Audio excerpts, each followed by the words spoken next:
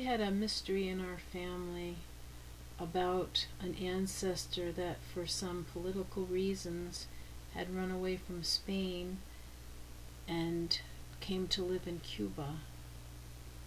We only had a part of a story, and we knew of no other family that had that name. We did know that my grandfather and his sister were raised in Brooklyn, New York, by this ancestor's descendant. In 1906, my grandfather graduated from Polytech in Brooklyn and went on to be an engineer for the telephone company. In the late 1920s, he and his wife and his 4 little girls went by boat to live in Spain, where he worked on setting up the phone system. There's still a box of his books, plans, and photos of the work done in the Madrid and Barcelona areas.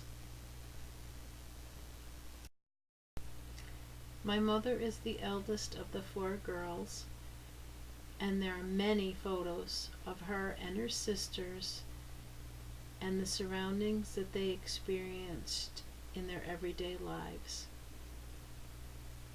They spent time in the Basque Country, and it was customary at the time that when people played on the beaches, they would have their own personal lifeguard assigned to them. My grandmother made friends with the women of the communities, and when it was time for the family to come home, the ladies in the community had made her a hand-embroidered lace mantilla and gave her a tortoiseshell comb. My mother and I each wore these as brides, and I still have the tortoiseshell comb. My grandfather continued his career with the telephone company until he retired and moved on to other ventures. In his 90s, in 1981, he attended his 75th college reunion, and as the oldest alumni was featured in the school newsletter. A man in California read the article and was seeing his own last name attached to a stranger, contacted my grandfather, and not only did he graduate from Polytech in Brooklyn, he is the grandson of my grandfather's uncle.